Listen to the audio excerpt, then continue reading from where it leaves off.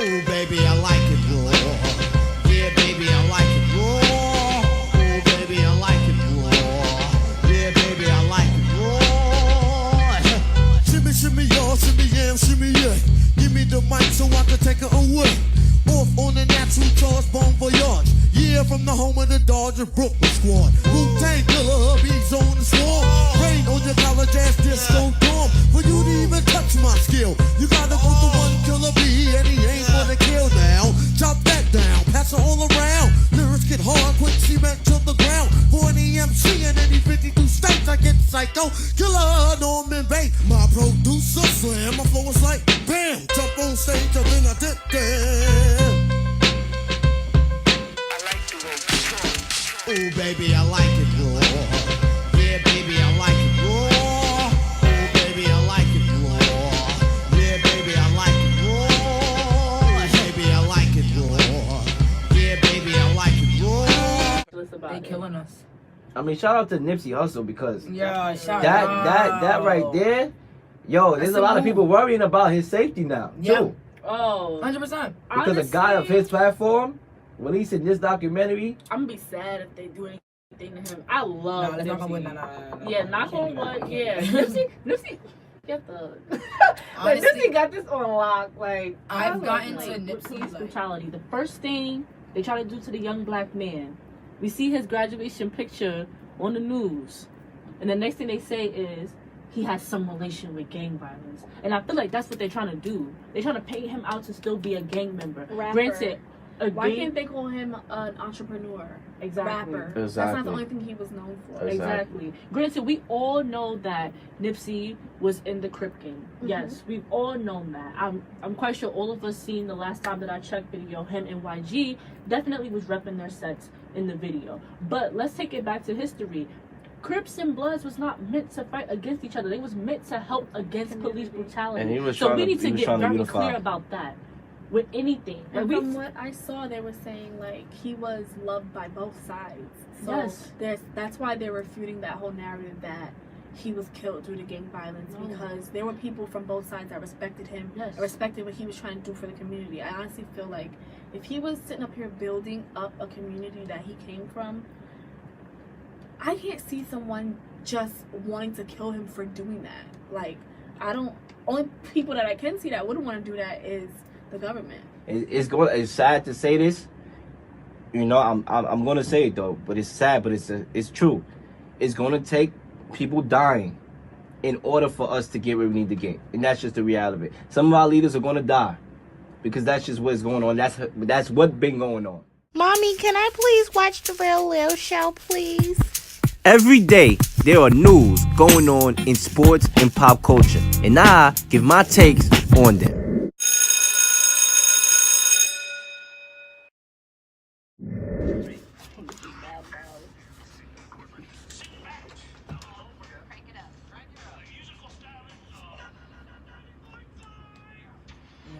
When I do this.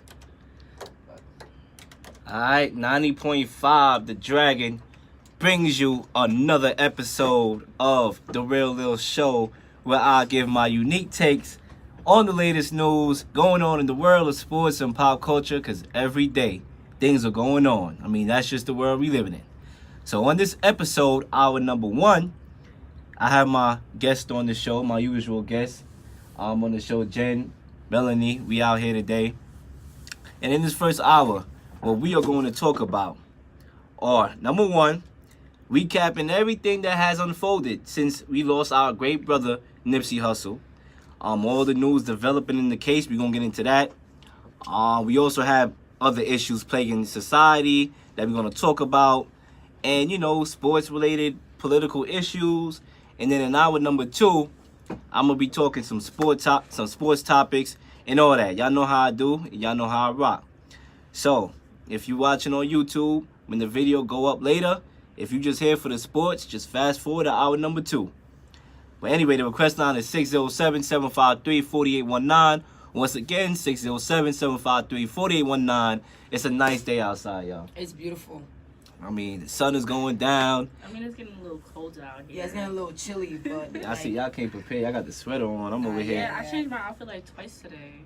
Word. I didn't check Yeah. out. Yo, me too, actually. I had a whole entire different outfit in the morning. I came home, I'm like, nah. How morning? Like, what? How early in the morning? 8 morning. Like, eight. yeah, like 8, It 9 It o'clock. was cold. It wasn't cold, but I didn't expect it to be that hot. Then when I got outside, I'm like, yo, how many Nellies is walking out here? Because it's getting hot in here. You know what I'm saying? Nah, that was funny. Like, you feel me? At first, I'm like, huh? Oh, hot in here. Got it. The song. Yeah, it's getting hot in here. But ladies and gentlemen, the sun is going down, and it means it's time to get into the Real Leel Show here. And it's time to get into our first topic. Ladies and gentlemen, obviously, we dived into a lot last week on episode 19. We talked about Nipsey Hussle's passing. We had basically a whole hour show dedicated to that alone, even though it was a 3-hour show. And, you know, just to refresh up everything, once again, I will say this, you know, another day, another brother lost. And one thing I would say to, you know, really cap things off, as far as him dying, is just the impact that he had on the community. So, like, I knew about him and what he did. I saw a lot of his videos. Yeah. When I'm like, yo, this brother is actually smart. He was ahead of his time. You know, at 19, talking about owning, you know, this and that, having real estate and all that, and investing in the hood. His brother was ahead of his time. But what I did not know was the amount of stuff that he actually did while he was here. You know, I even heard a story about, you know, a homeless guy that he took off the street, let him in his own limousine, gave him a haircut and all that. I mean, just a kind brother working from the kindness of his spirit to help each other. Because a lot of us, we come from, you know, we may be raised up good, but we still are in the hood. We still come from that background where, all right, yeah, I may be raised up a little differently, but still, my neighbors are so-and-so and this and that. So it's hard when you come up to just find it out of the kindness of your heart to be like, you know what? Let me give back. Let me give back to the community. Let me help everybody out. Yeah. But when you do that, you just get shot in your face, basically. That's exactly what happened. Yeah. Because he was helping the guy that actually shot him. Yeah. He was trying to give him clothes and stuff like that, and then like right then and there, like he shot him. It's just crazy everything that's going on right now. But there's a lot of twists unfolding. But y'all have any more comments about like the you know, his death and whatever? Obviously we're gonna get into some more stuff that's developing right now. I mean, like, yeah, it's still like heartbreaking. It's still. I Like, still surreal. can't believe it. Yeah. Yeah, I still can't even believe it. I heard 6 of the guys, like the 6 of the family members, is like dead. Yeah, the killers. Yeah, 6 of their family members. Yeah. are the killer dead. family member, Like Whoa. 6. Like the because at first the number was 2. and then it Now became it's 6. 6. And Yup. it's like, oh, like me and my bros, we were just talking about it just now. Like one of my bros, and he didn't even know that happened. He was like, oh, like they're really serious about this. Like, Yeah. You know, that's what happens when you kill a leader like that. I mean, you're gonna have to expect backlash of some sort. You know, I'm not Yeah. advocating for that because I'm not advocating for innocent people to get hurt. But at the same time, you gotta realize what you're doing, and if you so cared about your family members, you wouldn't have done that. Yeah.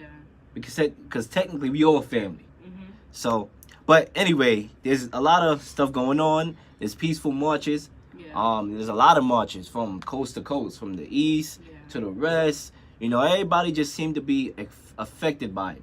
and artists are like having concerts and stuff. Tiana Taylor had Yeah. one. J. Yeah, Cole had Dreamville, one. Exactly. Yeah, Dreamville Fest seemed really nice, and everybody like not everybody between like Tiana Taylor and J. Cole, like both of them did a tribute during they set during the Dreamville festival and things like that. And then like also the games in California came together in front of the marathon, and like they Which is signed a good. peace treaty to end like gun violence, and like let's That was all like dope. As they together. should, because Yeah. come on now. As they should, because you know we got to get it together in this year to realize what's really going on. So I'm glad that these steps is being taken. It sucks that somebody have to die Yeah, I was about in to say order for that to happen. In order for a change. In order for a Yeah. change. A change that we've always wanted from day one. Exactly. But you know, they're all people that think that way. Like, listen, if I gotta die in order for us to get where we need to get, I would die. Yeah, and a lot A lot like, of people You did think that. like Nip is like a representation of, I don't want to like drag it, but like Jesus, you know? Well, I would say this. A lot of people, and this may be a bold take. I mean, people could call it that. You know, this is an opinion-based show. Mhm. But when I think about it, he actually did the things that Tupac wanted to do, that didn't get a chance to do. Yeah. See, Tupac was about to come to the community and do a lot of stuff, but obviously he got killed, and it was on an unfortunate early death for him at the age of 25. Yeah. But Nipsey was actually doing it. Mm-hmm. You know, right now, like, the stuff that Pop wanted to do, he's actually doing it. So, a lot of people, you know, I'm not trying to compare, you know, who did more, because whatever you do is what you do, and be happy for what you do. Yeah. But I would say this, Nipsey Hussle was putting in that work. He definitely was.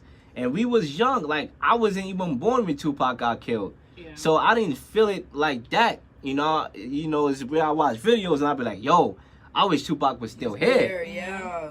But with this, you actually, He was you here. was here, So you felt yeah, it. he You did. know what I'm saying? So. And that's when I say, like when Tupac passed away, I'm like, this is how people felt. And like when Biggie passed away, When I'm like, Biggie yo, pa- this is how yeah. people felt. Like the different people that you see that like come and like make a change and make an impact on your life, and then you get sad about it. It's just like, you know, when you look at other people, it's just like, okay, like why do you feel that way? Mhm. And then it's like, yo, like this is literally like how people felt back in the day. And I came across something on Instagram. It was like a post, and it was like, you know the feeling when you walk into somebody's house after they die.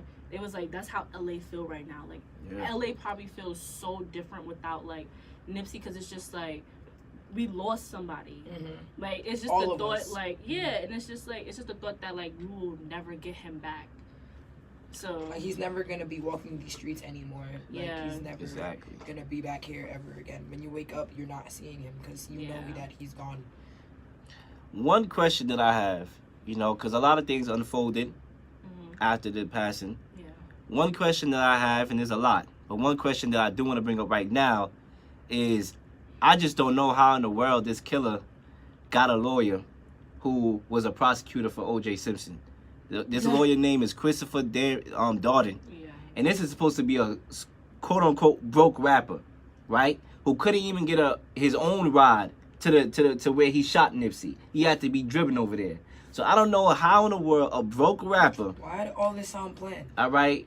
I don't know why a broke rapper or how he was able to get a lawyer like that. Because I remember, all right, when Trayvon Martin got shot, the brother had terrible lawyers, all right? He had terrible lawyers. I watched that whole trial. I could have been there defending this guy, and it would have been better than what the hell I heard. So how a guy of that magnitude, of Trayvon Martin, we all know the situations going on with that, how he couldn't afford good lawyers, right? Or somebody wasn't willing to just go over there and defend him, and this brother who killed a leader get a lawyer like this. I just don't. That's my question. I honestly don't even have an answer for that question. Like I really, it's like that's something I'm still trying to wrap my I head think around. it's planned. I mean, that's where it gets a little, you know, a little like what's going on here. Because at Yeah. first, you know, I was 50-50 on the situation. But when stuff like this happen, I'm just like, all right, somebody need to explain that to me. Yeah. How? And then how the girl, the driver of that drove the guy, an accomplice basically, how is she not arrested?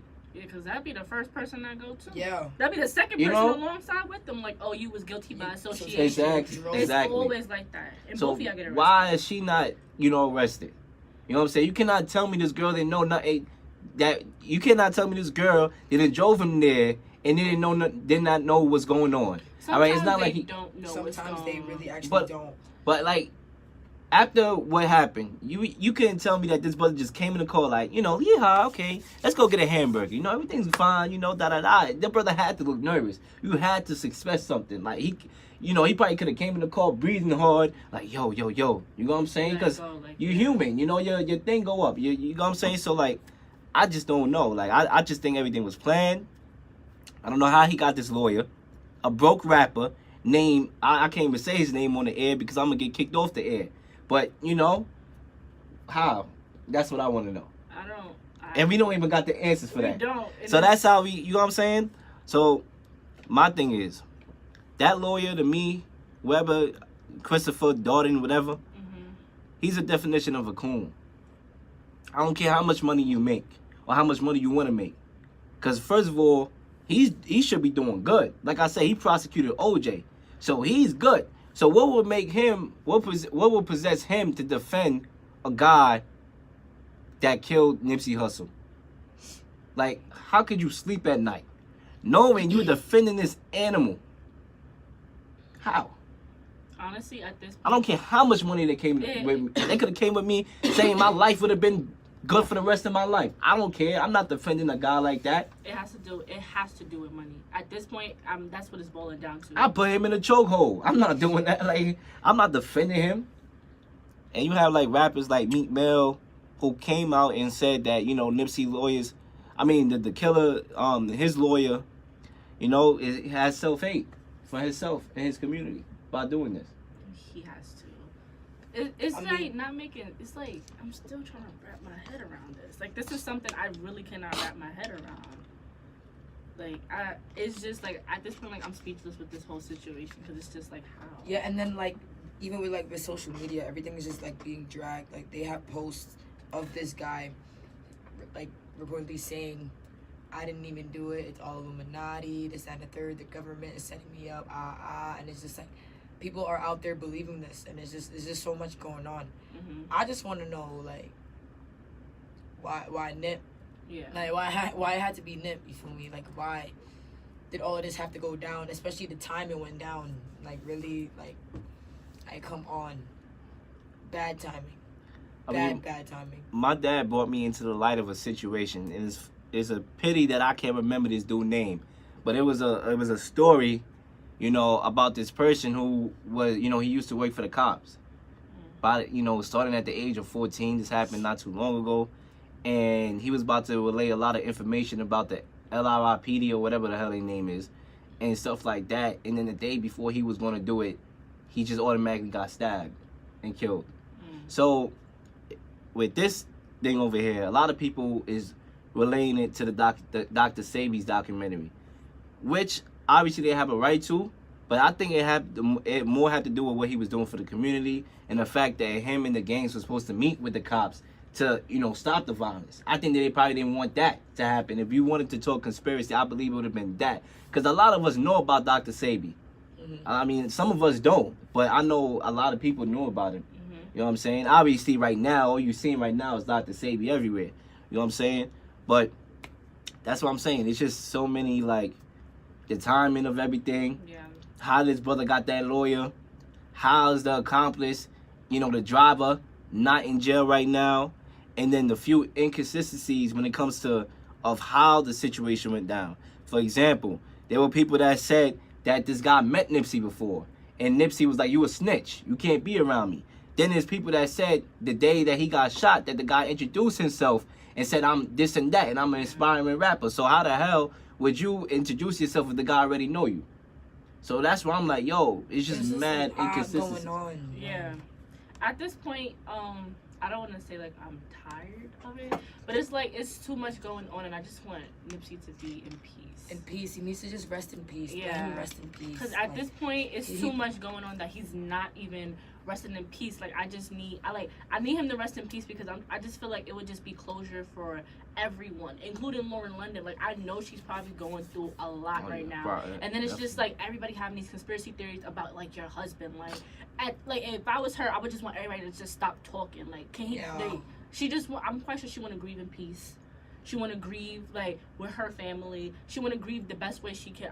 I'm sure that's why she's not on social media right now, which I feel like she shouldn't, because I feel like all down my timeline and all down like, you know, my husband, everybody's timeline, my popular page, it's like it's all Nipsey, and I'm at the point where it's just like I see it and I'm just like, you know what, like my heart breaks more and more because it's just like as you look at it, it just becomes more and more real to you. But I'm just like, he just needs to be in peace right now. That's why I feel like after his like, you know, his memorial service and when he lays to rest after like this weekend, like I just need everybody to just lay low. Like we just need to like let him rest in peace, like honestly. And it's not gonna happen. I don't think so either. Especially you know how this world. Yeah, exactly.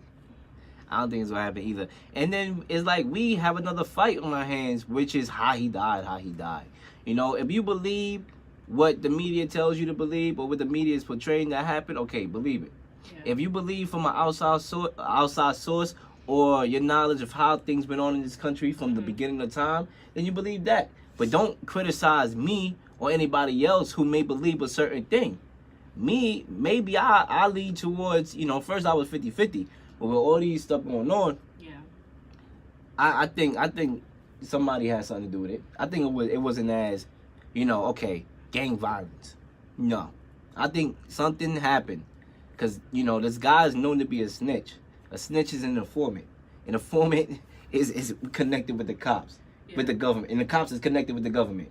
So you know that's how I believe. That's how I see it. Look at the bigger picture.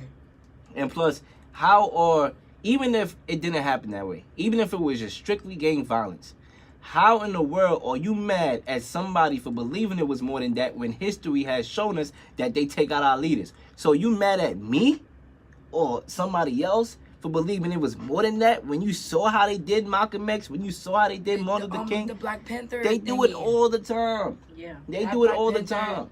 So how are you out here? It's like they defending these cats.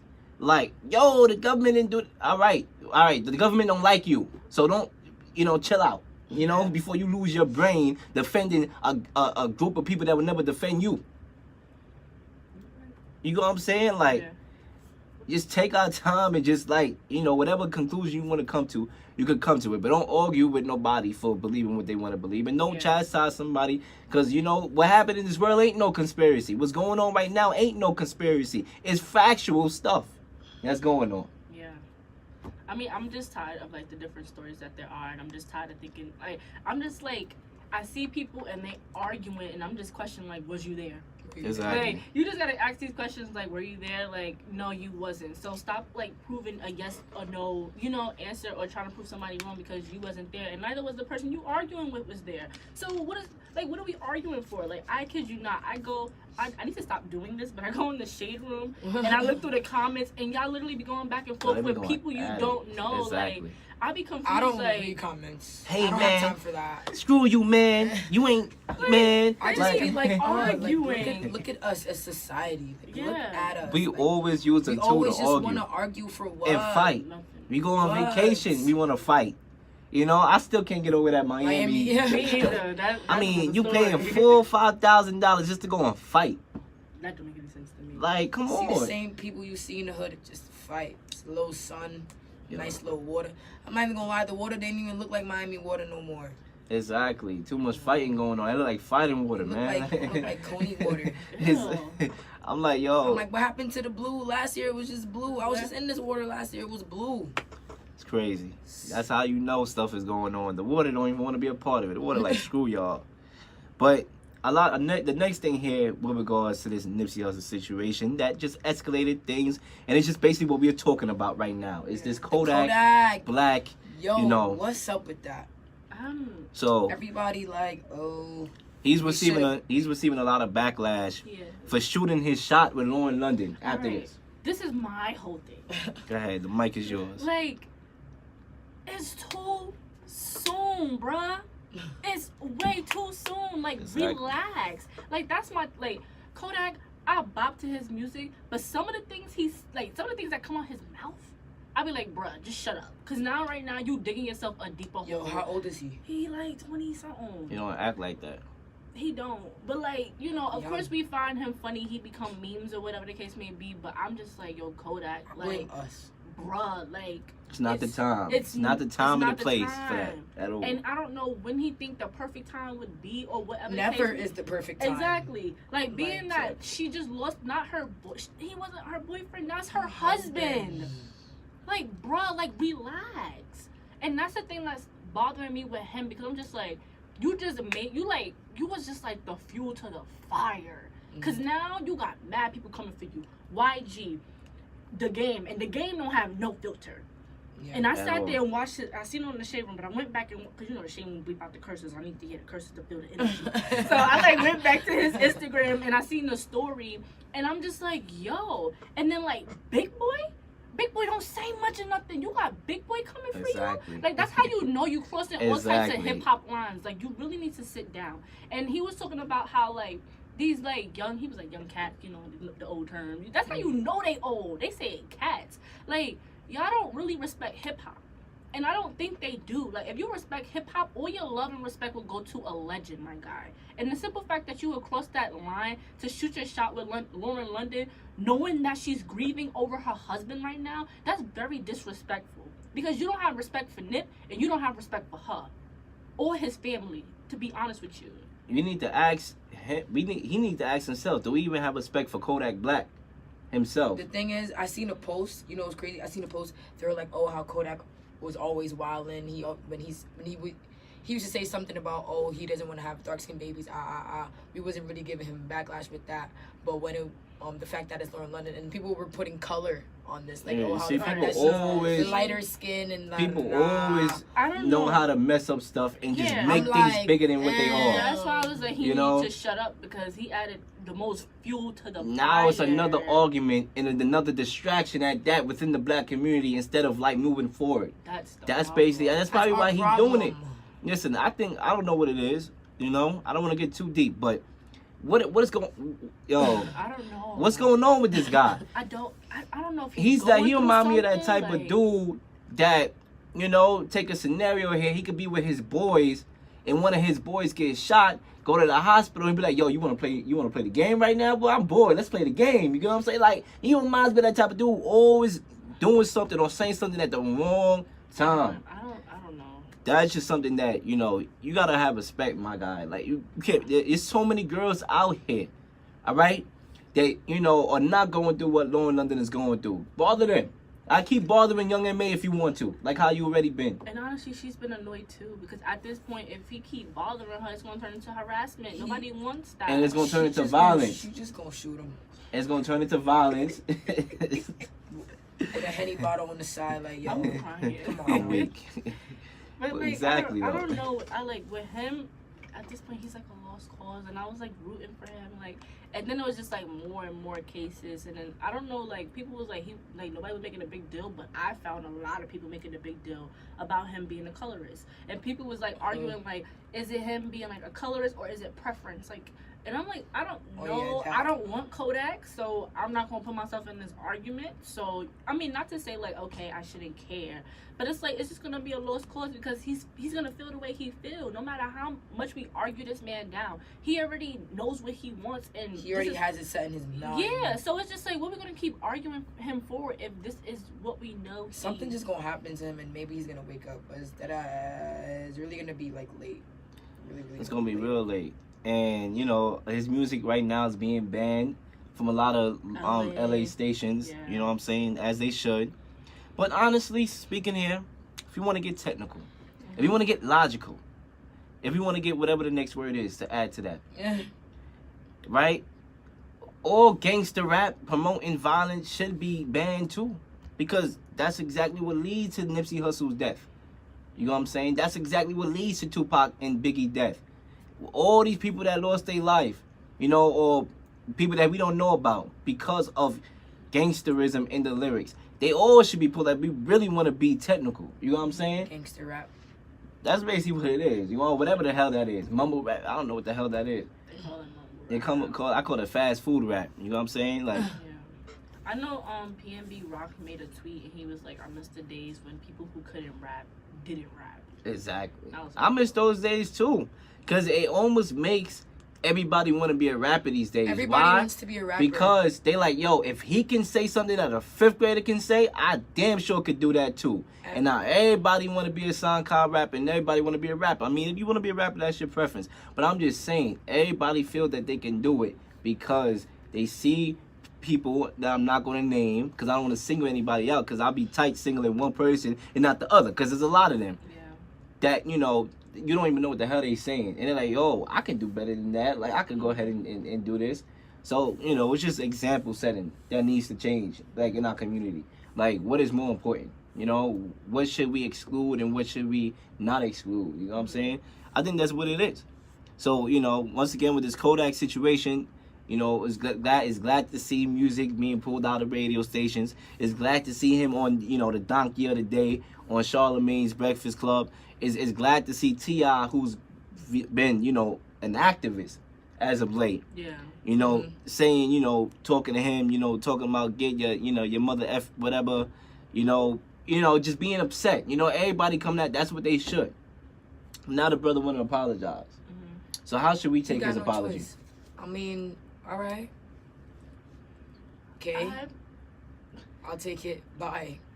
I mean, like, I feel like he only apologized because people told him to. Yeah. Because Exactly. in that same live, people was like, yo, you need to relax, you need to apologize. And I think within that same live, he did apologize, or like the next live he apologized. But I'm like, don't apologize because people tell you. Apologize because you genuinely mean it. Exactly. And that's my whole thing when it comes to like apologies. It's just like, if you don't genuinely mean it, don't say it. Like, save your energy and stop wasting my time.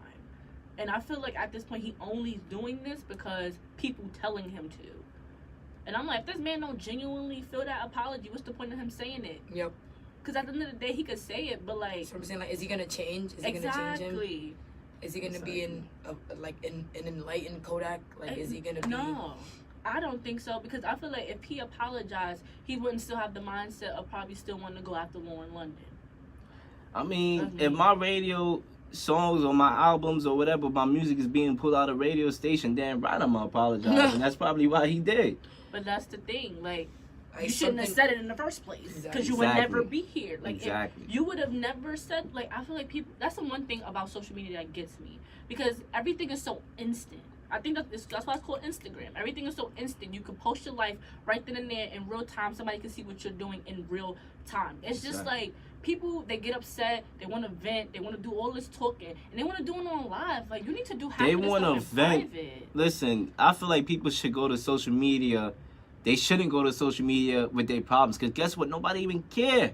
If you're not famous or whatever, I mean, people don't even care about you in particular. They might care about what you do, but they don't care about you. Yeah. You know what I'm saying? Like, if you die today, they probably write their little, my God, R.I.P. R.I.P. And then the next day, they on to the next. They doing whatever it is they doing. A lot of people, they go to social media with their problems. Oh, my boyfriend left me.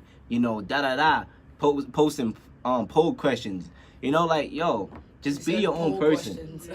I mean, Exactly. I enjoy the poll questions. I like to get Nah, but it's more like poll questions about them. Like, making it seem like you should not ask base. about me, tell me something. You about should myself, not base people's opinions on how you live your life.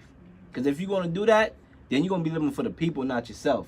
And these are the same people that don't care about you. Which means you're going to go right into the wall. And then you just going to be right in the front of the wall. Yeah. I just mean, like, my whole thing with, like, the Instagram thing, like, I just feel like, I don't know. Like, of course, like, I'm live, you live. You feel me? But it's Right. just, like, certain, like, I don't know what possessed him to go on live and say this. Or just even, like, It's probably doing clout. What did he this. say? The things What did he people say? do for clout. You know what I'm saying? What did he say? I know he said something about Lauren London. The things that people do for clout. What did he like?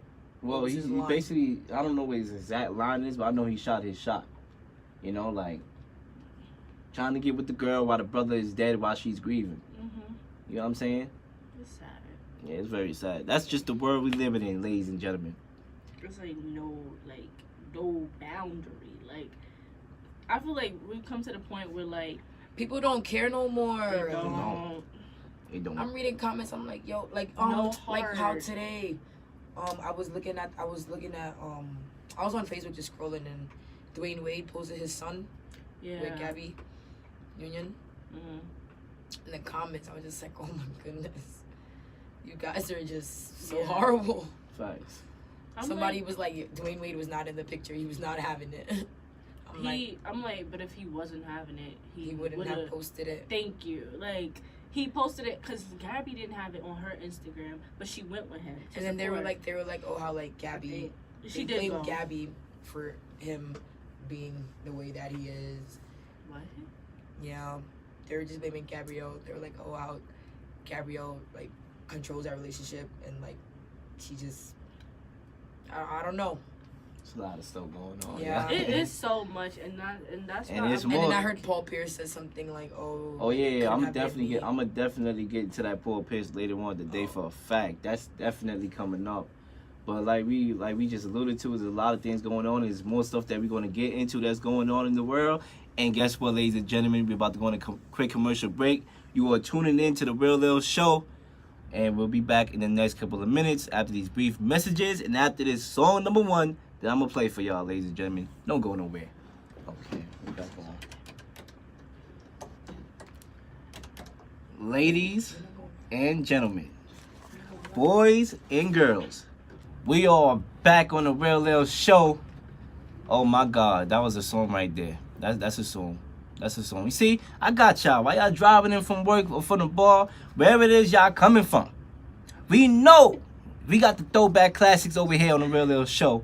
You don't gotta worry about losing your mind.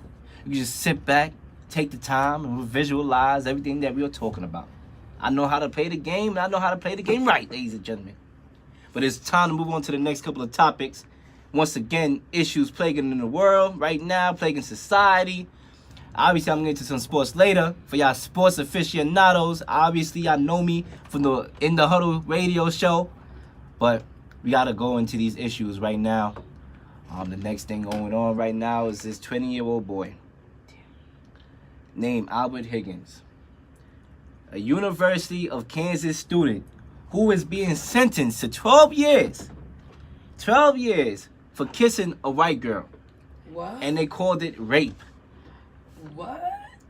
Ladies and gentlemen, exactly what? That's the world that we are living in today. Mr. Higgins was only 20 years old. He met the girl who was 17. And, you know, he used his friend's ID to get in the bar, but the girls didn't even get ID checked. And the girl was 17, right? And the girl was 17.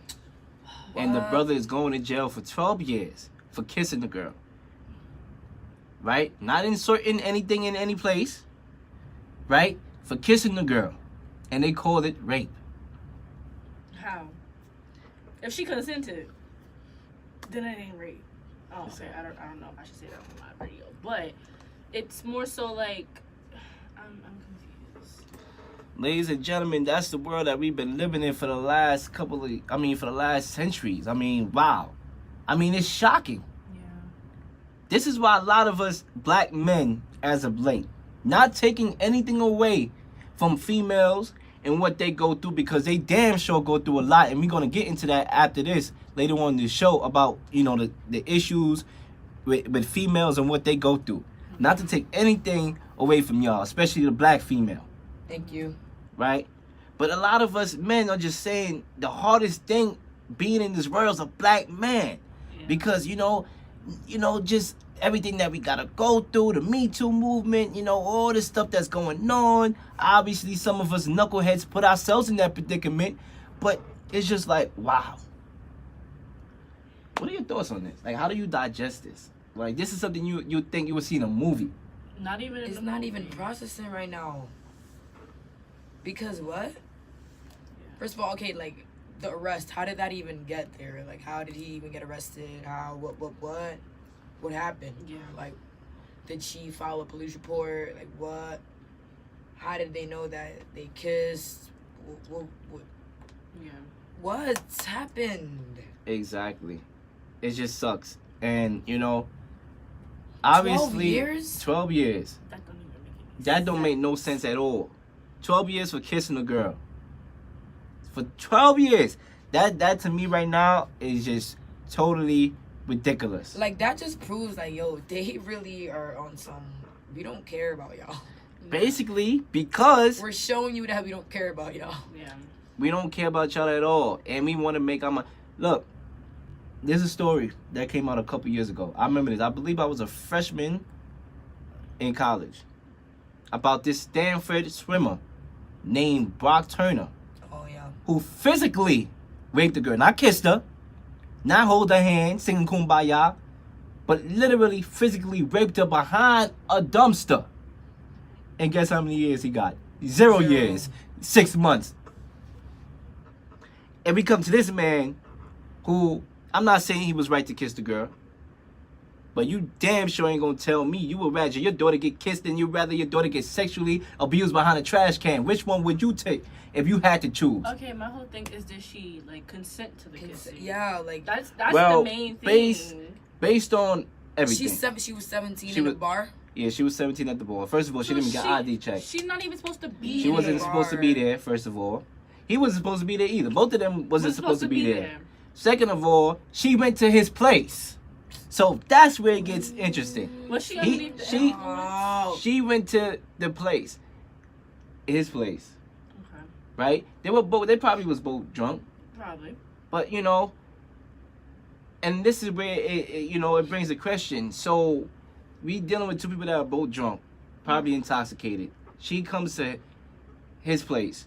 Are we not supposed to put a little blame on the girl for, first of all, lying about her age, not knowing you're not supposed to be at a certain place? Then on top of that, you go to a man's house. Not even legal. You're Yeah. 17. But I'm pretty sure she couldn't tell her mother what she was doing or her father what she was doing because she probably got in trouble. Yeah. Yeah.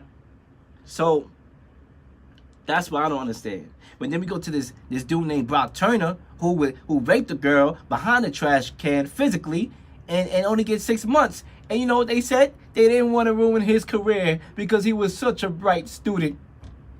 But they are so quick to ruin a black man's career. But when it comes to the white boy, oh, we don't want to ruin Johnny's career, y'all. He's smart. Ladies and gentlemen, this is America. Do I need Childish Gambino to come up in here and sing that song? Do I need to play that song today? Because I might just do that. This is America. This is what we've been going through.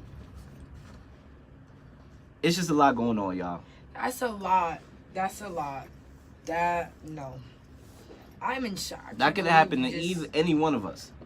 First of all, the brother's younger than me by a year. So, I can feel that. You know what I'm saying? It's just unbelievable how we can still live in a society like this with all this stuff going on. Think about it. This man was in college. Obviously, he didn't go to college to waste time. He went to college because he wanted to do something with his life. Mm-hmm. Yeah, you know, we work hard, we study, we know. And I'm not trying to defend everything of his actions, obviously. But you got to realize, we make mistakes, you know? And just a guy going to school, trying to get an education, went out with his guys, had fun, you know, met a girl. They was told whatever happened, you know, it happened. He didn't physically rape her.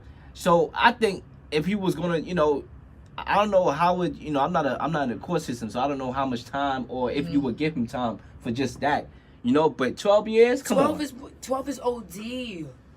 12 years? You're wasting 12 years out of your life. They really want to break these men's minds down. They want to break them down mentally before they do physically. That's what they do. Because they know how strong we can get if we weren't broken, if that makes sense. You know? And somebody brought this to light through a tweet. Tweet. You know, somebody said this. Imagine that boy reading his mandatory 7th grade book, which is, we all had to read it, I'm pretty sure. I don't know if you had to read it. To Kill a Mockingbird. Imagine him having to read that book, saying, wow, I don't got to go through that. I'm thankful I don't got to go through that now because things are so-called better in some people's eyes, the blind eyes. Things are better. Now he's actually going through it. Yeah. Because that happened in that book, To Kill a Mockingbird. If, you know, I'm putting y'all in the light of this, those of y'all listening, about a man who a girl was pushing up on him and he ended up getting tried for rape because the girl said she raped me and the guy ended up going to jail and hanged himself and killed himself. So imagine this boy possibly reading that book. And he wasn't even... Because I read the book. I had to read it. It was mandatory for me to read it. And imagine him actually being in that situation, because that's exactly what this is. It's the same replica of that, basically. My whole thing, like, with situations like this is I just always question, like, what did my people fight for? Yeah. It's literally getting to the point where I'm just like... So we did all that for nothing? Yeah. We gonna go back to the same thing. This between us and them, we gonna kill. We just going straight for blood. Yeah. All that rally, protest, we just go straight for blood. Because we tired of that. Apparently it didn't work because we still going through it. Yeah. So now we gotta change it up. We gonna have to start killing people. And you know... And that might just, I don't know. That might work. That's just like, that's the anger in us right now, ladies and gentlemen. Because when you going through this and just seeing it, it's just, you know, you probably could be like, oh, why are you worried about the boy? Because that could have happened to me or somebody that I know. If it can happen. If it can happen to him, it can happen to anybody. Exactly. If the fact that it can happen, period, it can happen to anybody now. Yeah. I could just imagine what's going on through the guy's mind right now, like, through his parents' mind. Like, What is his parents saying about this? Yeah. And that brings us and leads us to the question that we brought up on the last week's show. Should we date outside our race? No. Because we talked about it last week. We did talk about we it. just talk about things and then it just happens. Do we take that chance? Because back in the day, you whistled at a white girl, boom, you going out of here. Yeah. You getting lynched. You're Emmett lynched, Till. Like we're killing you. Yeah. Emmett Till, for example. Basically, Dad, you in jail.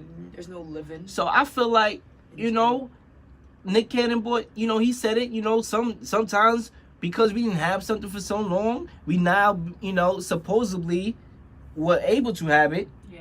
And we feel like, we a little bit free. But then we get stoned. And then it's just again, listen, you're never going to be free until y'all do whatever it is y'all got to do to get free. I mean, it's just, I can't. Like, it's getting to the point where it's just like, what more do you want from black people? Like, honestly. It's like we gave you everything. Yes. Everything. Literally. Freedom.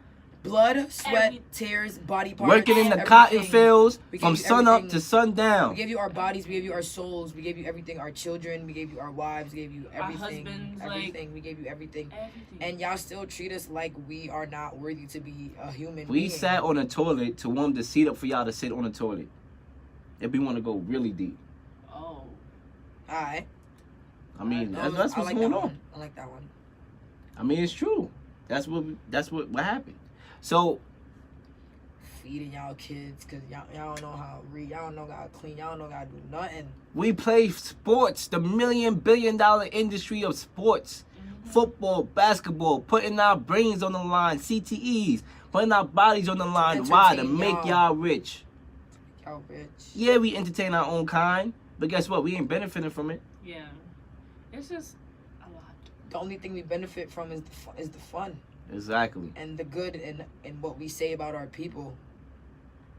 Everything we We're not do. getting money for it. Do you realize almost everything we do is to benefit the white man?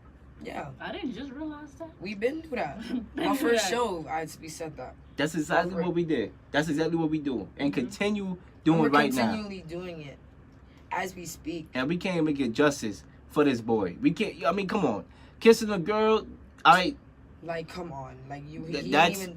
that's not worthy of 12 years. And he ain't even touch her, right? He ain't touch her. He didn't get, They just said yeah, kiss. they said kiss. Kiss where? I don't know where, but I know If it's on the cheek, oh my lord. it's crazy. It don't even matter. It was just 12 a kiss. 12 years for that. Yeah. This is Now I'm not At saying least a year. I exempt this boy from 6 everything. months. I'm not saying I exempt this boy from everything. But still. I mean, that's something you'll get expelled from school from at least. Not no Yeah. prison time.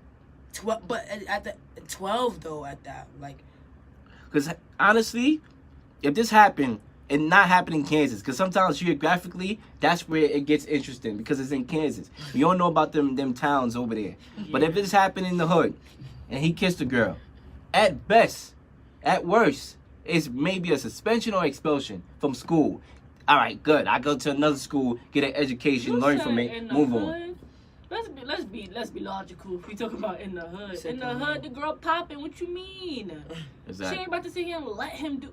She about to curve him before he could even get there. Exactly. If this was in some hood or whatever, or in like a state where like people from the city is from, because none of us ain't gonna let no dude get that close. to us. That y'all don't want to get that close. Exactly. Person Exactly. we doing is throwing that head back. What you mean that like? No, you're not getting this close to me. What? So I don't crazy. know. I don't. This situation is just make me question. Like I said before, what have our people fought for? What it's like questions. What have our people fought for? What more do Are we you still want fighting? from me? Like I feel like Tyrese right now. Like Are we what really more? free? What more do y'all want from us? I'm literally asking this question because I literally want like, and I bet you nobody know. They Listen, know. The white man know. Listen, The white man. man know what he want. The only thing they really He want wants from us us gone. is gone.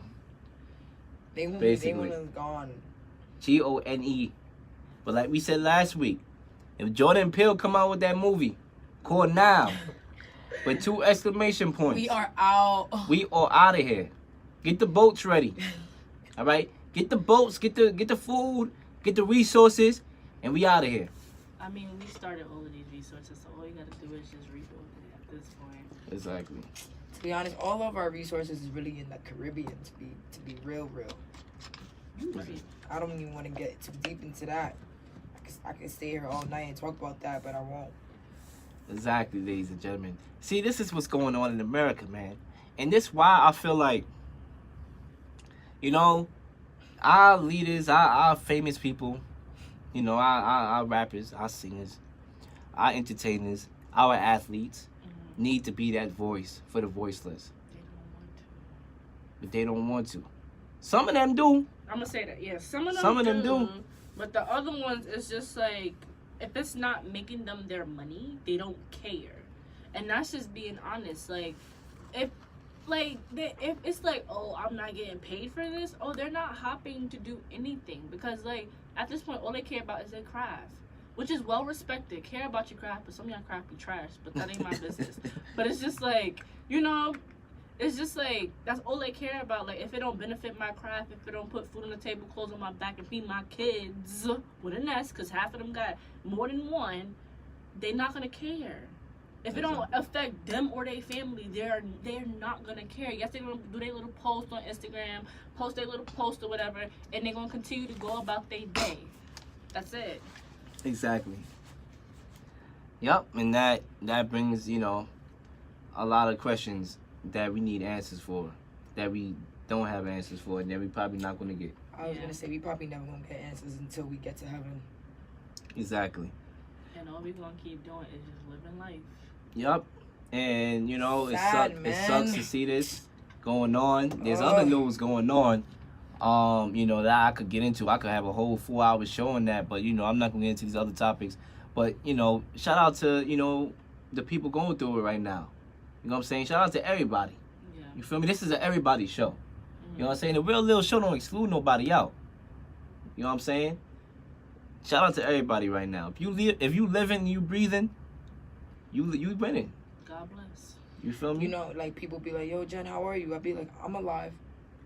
Exactly. And like it's sometimes it sounds like so sad and depressing to say, but it's the truth. Like I really could have been dead over something stupid, like, Exactly. or I couldn't just wake up. You know, like something really could have happened to me because this world is just so crazy. Like you're dying for nothing.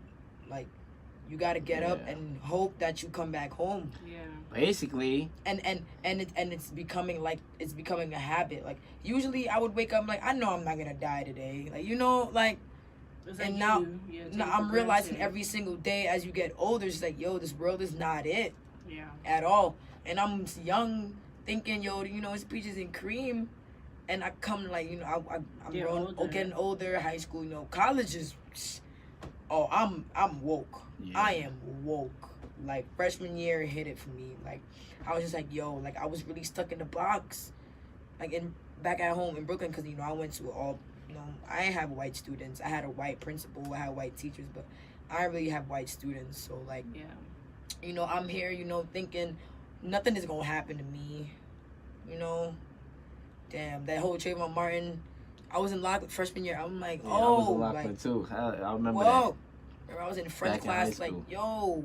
We definitely went to the same high school. That's too. crazy. Like, I'm wearing the sweater right now. Facts. Lachlan. Shout out to the L. Yeah. Shout out to Lachlan. They doing good. Hell yeah, I gotta visit them again. I haven't been there in years. Me too. I went, you know. I went my freshman year of college. Facts, You but always go back to freshman year of college, and after that, you realize you got other you got responsibilities. exactly. You got a life. Hey. You know what I'm saying? Facts. Yeah. But that you totally right. You know, when you're young, you kind of sheltered from all the things that's going on in the world. So you thinking everything is landy. Yeah. You can have Now, fun like, with you everybody. know about the bad because, you know, the news be on and be like, oh, wow, car accidents and people are getting shot. You know all of when that. you get older is when it hits you. Like, yo, this is really deeper than what I thought it was. Yeah. That's exactly what happened to me.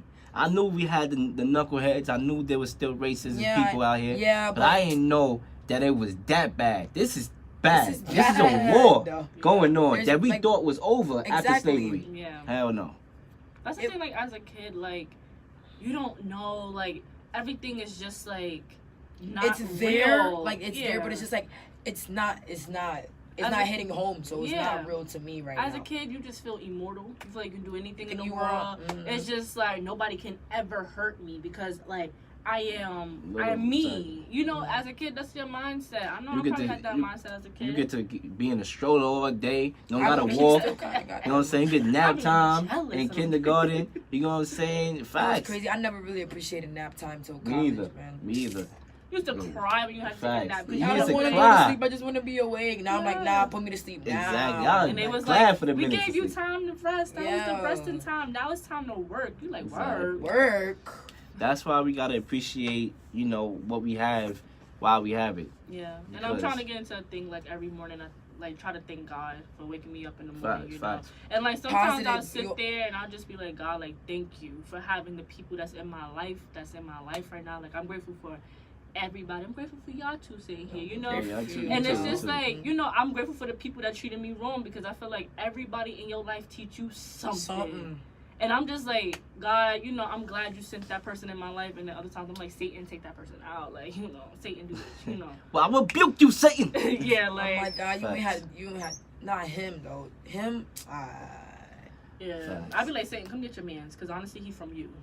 Or she Exactly. from you. Like, something. But, you know, like, I try to thank God every morning, every moment. Like, sometimes I'll think and I'll be like, oh, God, like, thank you.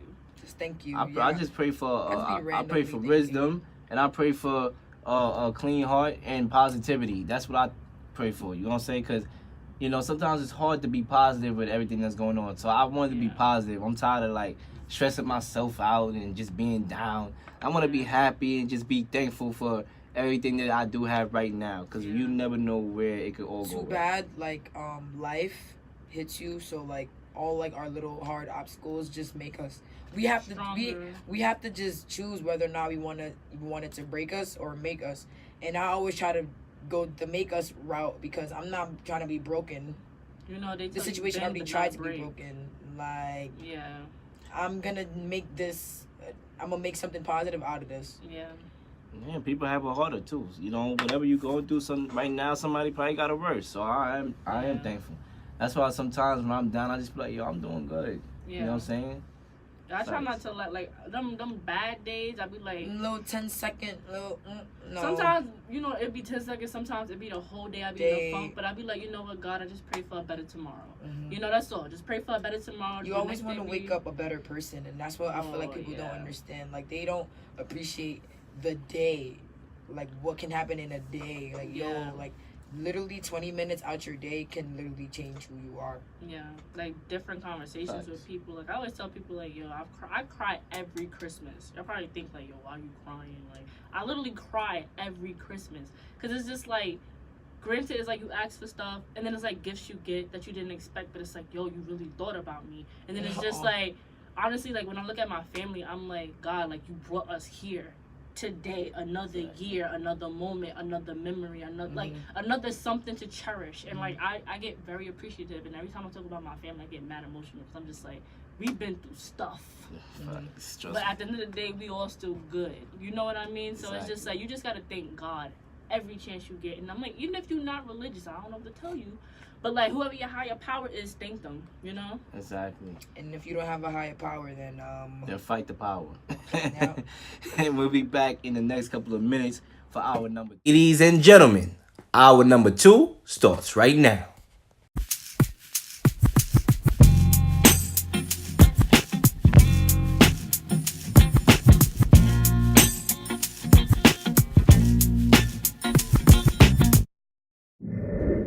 All right, we are back on the Real Leel Show. It's time for hour number 2, and it's time to get into some sports and politics together, along with the sports topics I'm going to discuss later on in the show. But we got some interesting stuff going on. Let's start off with Wrestlemania last night. Kofi Kingston becomes the first black WWE champion at Wrestlemania. It's about damn time. I'm sorry, I don't Boo! Boo! Boo! So I want to know your thoughts, you know, even if y'all not the biggest fans of wrestling. Just having, you know, the first black man winning the belt after how many years this business been, it's been a minute. Yeah, that's what I was gonna say. How long has wrestling's been That's around? what I'm saying. Like, And this guy has been in the business 11 years. And there's certain guys that came way that's after dope. him. That's dope. yeah, There's a lot of guys that came way after him that got title shots and won it. yeah, So that's a good thing, I believe, for the sport of wrestling. To have, open the door for another group of people also. To be able to make a difference, right? Because we all know wrestling is choreographed. We all know that. But Yeah. still, at least give hope to the youth.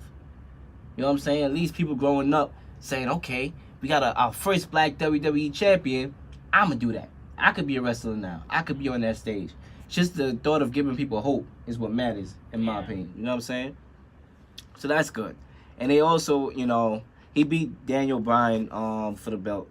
So we also had, that same day, our first female main event at WrestleMania.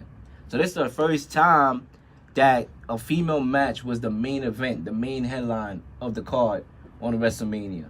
So that's also a step in the right direction. yeah. Because, obviously they give the females a little 20 minutes out of a 4-hour show, give them their little 20 minutes to do whatever it is they do, and now they gave them the actual main event. Big ups to the females. You know what I'm saying? Congrats. Becky Lynch, she won her belt, defeating Charlotte Flair and Ronda Rousey. So that's pretty good. Just seeing in the business that changes are being made. Yeah. Because wrestling is for the people. It's for the kids, it's for the people. So you want these people to feel happy.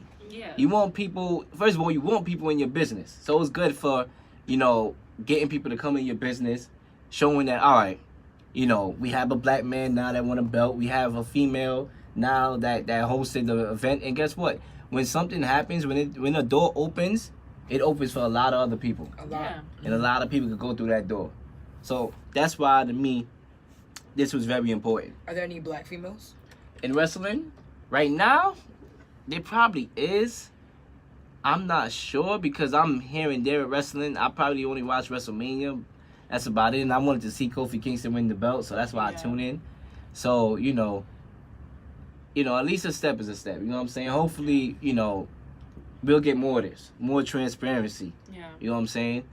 Because, we all know about the stereotypes in all the sports, whether it's wrestling and football. Black quarterbacks weren't smart enough to play the position of quarterback because you had to be smart. That's the smartest position on the football field. And, we know about it's everywhere. It's not only in society, it's in sports that we go through these same stigmas. And speaking of that, it leads us to the next topic, which is Notre Dame's female women coach named Muffet McGraw, who had an epic speech the other day talking about we don't have enough women in power, right? There's no female coaches in the NBA. None. Zero. Nada. But in college basketball, there are head coaches that are men. So why can't a female coach in the NBA? Okay, you said there are men coaches even for women basketball. For women's basketball. I don't think that should go. That's just my opinion. Like I feel like when it comes to basketball and it comes to coaches and things like that, like I feel like your players need to relate with you on many different levels because it's just like I'm working with you. You're trying to help me, but I feel like there should be a woman coach because it would be like a whole thing where it's like been there, done that. So it's like when a man, like a coach that's a man, come towards a woman's basketball, he's gonna go from the point of view that he knows best, which is from men's basketball, which I feel like is very different from women's basketball. So You think a female could coach football? about to Or ask you that. basketball? I feel like she can. So why you think a man won't be able to? He could be able to, but I feel like it'll just be better. Like if you have that connection. But I feel like there should be more women in basketball, even playing. I mean, not basketball, in football, even when it comes to playing. It needs to be like more just general. Well, we recently had a girl, and I talked about it in the huddle. The name is not ringing in my head right now. That she got a scholarship, a D1 scholarship to play college football. I'm so proud of her. Which is What's good. the position? Kicker, right? Defensive back or something like that. Oh, wow. One of those, defensive hard positions to play. So we see it here and there. Girls are starting to come up. Yes, it's not where we want it to be, but it's, one door opens the other. Yeah. So we all know, we all want it to happen at overnight, and that it should, because it's naturally right. But obviously here in America, we got to take what we got right now and hope that, it be more people. Yeah. I do believe that a female coach can coach in the NBA. I definitely do. Yeah. Because, first of all, what is it hard to do as a coach and not beating up players? If they talk back to you, you're not allowed to beat them up anyway. So there's nothing physical, or what the norm would be if women are not physical, because that's the norm. It's none of that. You don't have to do that. A girl is smart enough to coach an NBA team. I'm not gonna lie, I wanted to be a coach. You wanted to be a coach, and what happened? This is good. I'm glad you brought that up. And what happened? I seen the work that I had to put in. At that time, I wasn't willing to put in that work, but I regret it. I don't think it's too late. I don't think it's too late either. But if I would coach football. I'm already too deep in football. Yeah. Because, we bringing up football, and this is a good point. I'm glad that you brought that to light, because you actually have connections with the football team over here at this school. And, you could go ahead, I guess, for the people that's listening, what you do and all that. We can go into that right now and apply it to what we're talking about. I remember asking one of my coaches, I'm like, yo, let me be a coach. He said, don't be a coach. He told me don't be a coach. Because some coaches don't even get paid enough. Did you think that he was using it as a tool to kind of like steer you out of it, because he knows the stereotype when it comes to women? That too, but he would have told me that. But he knew that I wanted to make money. He was like, nah. Like he told me don't coach college, like D3 to be exact. Well, if it's 3-3, what if your intentions was a coach D1? You know what I'm saying? Like, yeah, facts. I had the same thing happen to me, as far as like, first of all, technically, I don't want to do that. I want to do above that. Yeah. You know what I'm saying? So technically, you're wrong in that instance, because I'm not even trying to be at that level. I'm trying to be higher. There are coaches in college, male coaches, that are making $10 million, $20 million. UCLA, the UCLA. Nick Saban of Alabama. So many coaches. This is what's not making sense to me. I don't know if we're getting in this. Not getting paid anything, and that's what's making me upset. Like, I was like in my Spike Lee class, we had to talk about this because we just got finished watching He Got Game, so we went into the whole aspect of like how these coaches is getting paid millions, signing 7-year contracts to sit on $20 million a year, and you got these football and basketball players. Like in the film, they were talking about basketball players. You got these basketball players playing for, NCAA is like really big, and like March Madness and stuff like that. And it's like these people, they like live a life where it's just like they don't be having anything to eat. They can't even afford to pay for their meal plan. Their mama back at home, lights is about to get turned off, and you sitting on $20 million because of me. Like that's where and it gets this shaky. Brings another topic. Should players get paid? Yes. I'm tired of this debate. Because I don't know how I feel about it. I mean, it's very up in the air, and I don't want to get too deep into that right now. But just you bringing up that point, that's another topic, a question we don't gotta dive into, but that's something we should ask ourselves. Yeah. Like, should players get paid? To be honest, if these coaches are getting paid they could get paid a little thousand. The thing is, I feel like some people are not even asking them to be paid millions. Just give them something. Yeah. But then people's counter argument, oh, well, they already go there for free. They already get this, and they already get that, this, and the third. They already get treated like this, that. Yeah. But when they leave this campus, things is not the same my back coach at home. is making millions. Not thousands. My coach is making millions Exactly. because I'm shooting the ball. I'm the one going to practice. I'm the one waking up early in the morning. I'm the one busting my butt. I'm the one getting all these ice baths. I'm the one going to treatment. I'm the one doing all of that. And you are getting everything that I worked for because you guide me and you tell me what to do. At the end of the day, it's not even like them anyway, because half of these people learn how to play when they're young. So what you really doing? Yeah. And by players play, if a team is doing good, that determines if a coach is still a coach and doesn't get fired or not. Because coaches get fired like that. Why? Because they team don't play. So basically, your job is in our hands. Because if we suck and we continue to suck, you're going to get fired. You're going to lose your job. So that's why this is a big debate. It is a big because like it's millions. Like we not even talking about it yet. They be getting $20,000 a year. They getting millions. Yeah. Millions of dollars. Millions. And then like the crazy thing about it is only like out of the people that do play college basketball, D1 or whatever, only a very small percentage of them is getting drafted. So what are we really working hard for? And then half of them is not even doing good in class. So what am I really doing when I leave? Some people just come to play football. That's the only way how they was going to ever get into college or go to college. And that's the crazy thing. That's why I feel like they should at least get something, because at the end of the day, like, I'm not like breaking ankles, literally breaking ankles, you know, tearing my ACL or whatever the case may be. For you, I'm tearing it for me too. Well, it's not gonna happen because like the whole like Title IX thing and the whole like they're gonna be considered like a free agent or something if they start taking money because they're considered a student. So if they start getting paid, they're not gonna be a student anymore. Like, and that's the whole and like debate and stuff. But it's just like, yo, why is he getting paid millions? That don't make any. I could see, but he shouldn't. I feel like coaches, in my opinion, should never get paid like a crazy amount over professors. Yep. Oh, that's a bold take. I mean, it might not be bold because I gotta sit down and think about it. Like I said, a crazy amount over. Like a professor sometimes get between, depending on where you work at, they get around probably like 80,000. I would to say like 6 figures. I would say, you know, it's up in the air because you are teaching them to do something. They, you know, professor teaches, a coach teaches, so it's kind of the same thing. It's just that professors, you know, they grade papers and stuff like that. But you got to realize coaches don't really have an off season like a professor may do. Coaches, after the season over, they got to recruit. They got to go to players' homes, talk to their mom, talk to them, take them out to eat, try to recruit them. So coaching is a 24/7 a year type of business. Nah, It is, but I said a crazy amount over professors. I would 20 million say compared to a 80,000 to a 6-figure job. 20 million. Let that sink in. I would say people that's in the army shouldn't be getting less than coaches.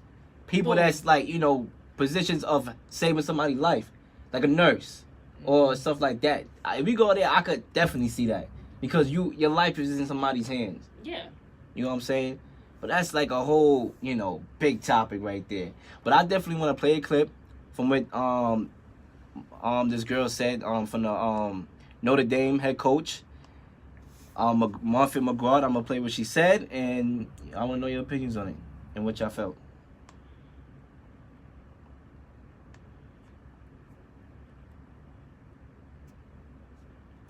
Well, right now, you know, we in the Wi-Fi is acting up, but we got y'all in the next 10 seconds.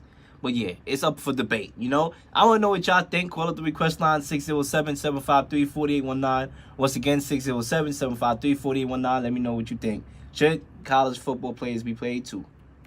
All right, here we go. Once again, 607-753-4819. Turn on the aux, and we are ready to go. We don't have enough female role models. We don't have enough visible women leaders. We don't have enough women in power. Girls are socialized to know when they come out, gender roles are already set. Men run the world. Men have the power. Men make the decisions. It's always the men that is the stronger one. And when these girls are coming out, who are they looking up to tell them that that's not the way it has to be? And where better to do that than in sports? All these millions of girls that play sports across the country, they could come out every day, and we're teaching them great things about life skills. But wouldn't it be great if we could teach them to watch how women lead? This is a path for you to take to get to the point where in this country, we have 50% of women in power. We have right now, less than 5% of women are CEOs of Fortune 500 companies. So yes, when you look at men's basketball and 99% of the jobs go to men, why shouldn't 100 or 99% of the jobs in women's basketball go to women? Maybe it's because we only have 10% women athletic directors in Division I. People hire people who look like them, and that's the problem. Okay.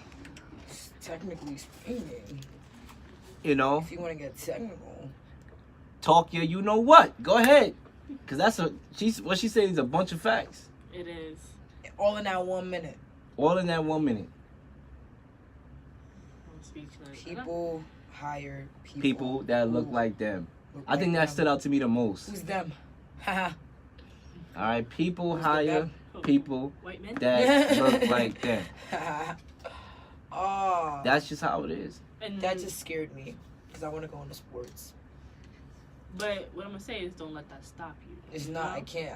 I made it this far. Yeah. Trust me. One of my gonna coaches be told good. me, they were like, you know, you could be a key because you can bring the diversity to the table.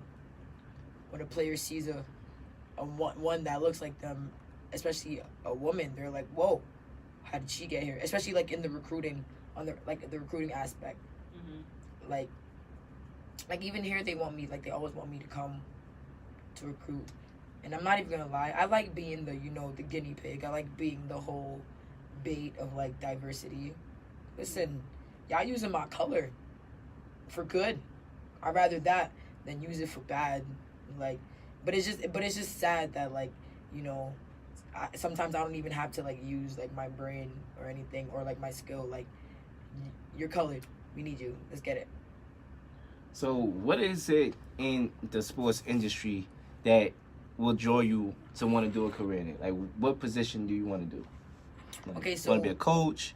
All right, so when, in high school, I was thinking more on like the athletic director, whole being like in charge of like every sport in the school. But then I came to Cortland. I'm like, I think I just want to stick to one sport. And originally I wanted to do basketball, but basketball here wasn't really Yeah, it's popping not like popping that. up here at So all. I just got into football, and football changed my life. Like- Because you always had that sports background. I remember you in Lockton in high school. You was on the cheerleading team. I remember wasn't. that. I wasn't on the cheerleading team. Oh, you wasn't on the bro. cheerleading team? No. Oh, I thought so. I don't know why. Everyone just thought I forgot. was a cheerleader. I'm not a cheerleader. I thought you was on the cheerleading team. I have friends on the team, but I wasn't. No, I was always a basketball manager.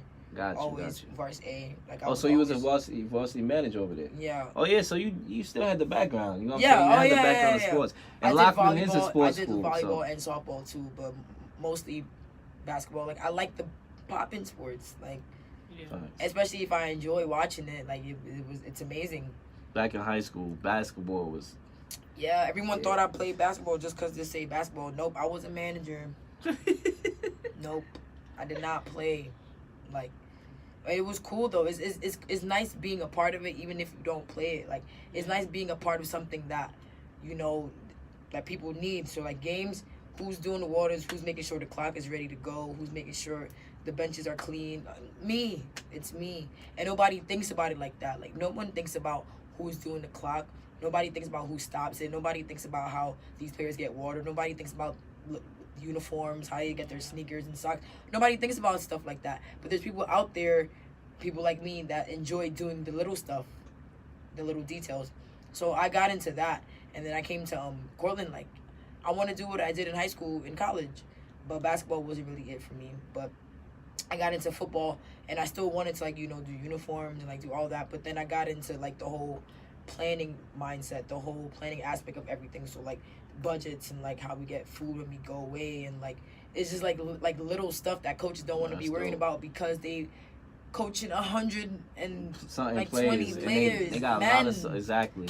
So Big they need men people. at They that. need people like you. You Exactly. know what I'm saying? And then from when I started managing, it was like 4 of us. I'm a senior. It's like 12, 14 of us. Like, I'm just like, yo, like, and like I feel like sometimes you get slept on because it's just like you guys don't even play. Yeah, we don't play, but without us, they won't have uniforms. They're not washing their uniforms. We're washing their uniforms. Exactly. Like, and it's just like, I mean, I like my job because nobody really, like, they don't really notice, but like when I tell them, it's just like, oh.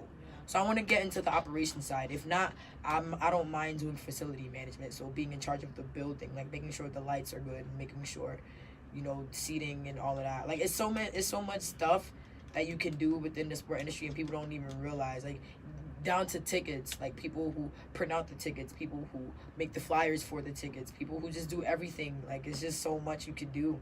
and that's why I respect Cortland too, because I've done like game day stuff. Like I experience. Get all that experience. So like when I go out there, I'm like, I kind of did that already in college. Like I had to do it for a class. I had to get credit for it. If I didn't do an event, I was gonna get an F. Like we had to run events. Like we got to do all of that, and it's just like, it's dope. I mean, you got a lot of experience, so Yeah, it was technically, cool. I think you should be fine. Yeah, everyone says I should be fine. You should be fine. You It's got a lot of just me experience being even from scared, high school. Me being human, Nah, scared. you just don't let that scare you. You know what I'm I saying? know. Because I know even in this radio industry, especially in sports, if I do decide to go the sports radio route instead of like, which I'm leaning more I think towards. you'll be fine. You know what I'm saying? Like there's not a lot of black dudes out here It's not in that industry. So Honestly. it could kind of propel me to be like, nah, but I don't think that my mentality is, listen, I'm gonna get this. Yeah. Cause that's where I'm going. That's how I've been working. You know what I'm saying? I'm gonna get it. You know what I'm saying? Like even Stephen A, the reporter, for ESPN, he's about to be the highest paid person on ESPN, and he's black. The highest paid person on ESPN. Stephen A. Smith. So That's the one that's always yelling. Yelling. yeah. So Yo, I you love know, him. if he can yell for 2 hours and get that amount of check, well, guess what? We out. You know what I'm saying? I'm yelling too. But that's just how it is. That's what I said about doors being open. Sometimes it takes one person to pave the way, to open the door for others. Yeah. That's why the wrestling was so important. That's why I touched on it a little bit. The Kofi Kingston and the Becky Lynch, just doors being opening. And with this statement, it opens doors now. It gets people talking about it. People are now talking about it on radio shows. Hell, we talking about it right now on the Real Leel show. So that's what it is. And your opportunities are going to come. Yeah. Because people are being woke now. People are starting to speak out now. So they like, yo, we gotta shut these people up. So hey, all right, fine, let's let a girl come in. And then they realize that girls actually know as much as boys do, if not more. And then they allow more girls to come, because whatever's working for them is what they're gonna do. At first in Hollywood, in the movie industry, it was only a few black people that got through the cracks. That was directors. Now they see what Spike Lee could done. Now we got Tyler Perry. Now we got Jordan Peele. And they like, oh, these people are actually smart. They making us money. You got the little 14-year-old girl that got a movie. Martin. Exactly. Yes. Exactly. I know she's inspiring all them little girls. I'm so proud. You know what I'm saying? Like all this she got is her own production company. exactly At 14. at 14. The first youngest executive producer. You see what I'm saying? So that's why it's important for not only you. 14. You know what I'm saying? It's not only important for you to fulfill you, but to help others. By you striving, like, yo, I'm gonna be a head coach. You are motivating others if you do get there to be like, yo, she did it, I can do it. You know how many people you inspiring? So like, that's why I don't allow nobody to tell me anything. There's people freshman year told me that I couldn't even do what I'm doing right now at this level. Yeah. And I just was like, okay, I'm gonna go work at it. I'm gonna do what I gotta do. Alright, so I'm about to be a coach. You know what I'm saying? I'll be a coach. Because that's what it's supposed to be. You know I what like I'm saying? inspiring people. Like Exactly. even with just doing stuff, being president for 2 years. Like I didn't even know I could do it. I used to be my freshman year. I used to be the one coming late. I used to just play around and not really be serious about it. I didn't think I was about to be president of a club. Yeah. I mean, I do have some leadership skills, but all my friends were like, Jen, like, you knew you were going to be president. I'm like, how? Like, I used to come late. Sometimes I wouldn't even be, like, knowing the steps. I mean, come to find out, our shows, I used to just body them. But, like, at practice, I used to just, slack a little. But I didn't think I was going to run a club. And I did it for 2 years, and I didn't think I was capable enough to even do that. Like, you just be surprising yourself. You just be like, and sometimes it's people that help you out too along the way. Because I know people, the reason why I'm here right now, I mean, I was in my searching mode. Like, what do I want to do with my life? Yeah. And it was people that heard me in class going off about sports, debating topics. It's like, yo, you need to start your own podcast. You need to have your own show. You need to do this. A brother took me into the CBS studio. Like, he literally invited me because his mother worked there. First he said, let's go to the studio so I can show you how it is. I didn't know nothing about the studio. I think it was a regular studio that's down a block. That's dope. We get to CBS. Charles Barkley, Spike Lee, and all them cats is there. I met them. Like, that inspired me. I came back the next day, put in my transfer papers, and now we in Cortland, now we on the radio. And I told everybody this was going to happen 2 years ago when I had nothing. I said, look, I'm going to be here. And it didn't even take a whole year. It took half a year. And I made it happen like that. Faster than what I thought I was going to make it happen. Nah, that's crazy. So, That's crazy. you know, like, just the power of you believing in yourself and doing something and going to the next level, then that's how you know you got it. Because it's you your own future. You know what I'm saying? Whatever you put in is what you're going to get out. That's what I noticed. So I was like, listen, I'm making it happen for me.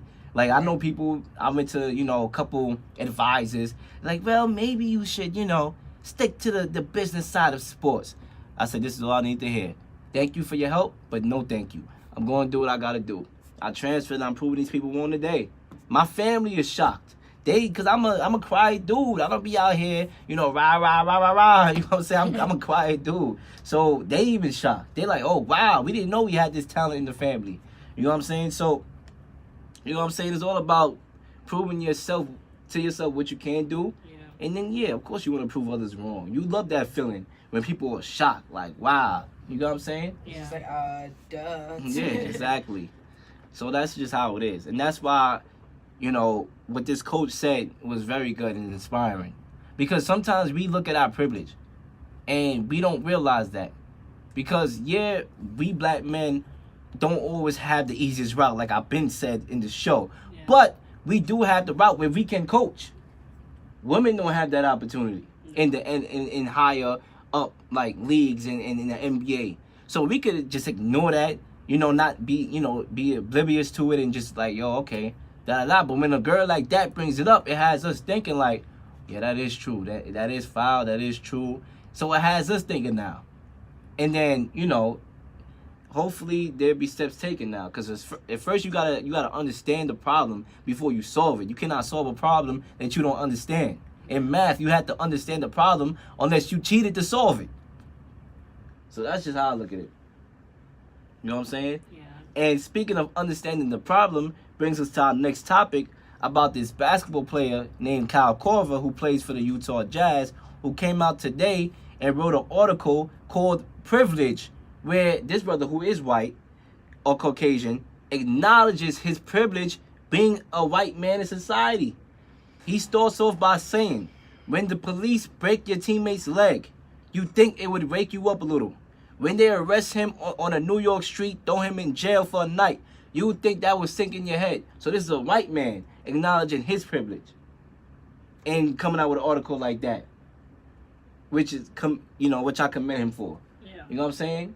At first it takes understanding and then it takes action. Yeah, definitely. You know what I'm saying? And he's understanding it. And I commend Kyle Korver for doing this because not a lot of guys will do it. A lot of guys will not worry about it because they get to provide for their families. They get to have the fanciest jobs. So why am I putting myself on the line for a bunch of people that I don't even care about?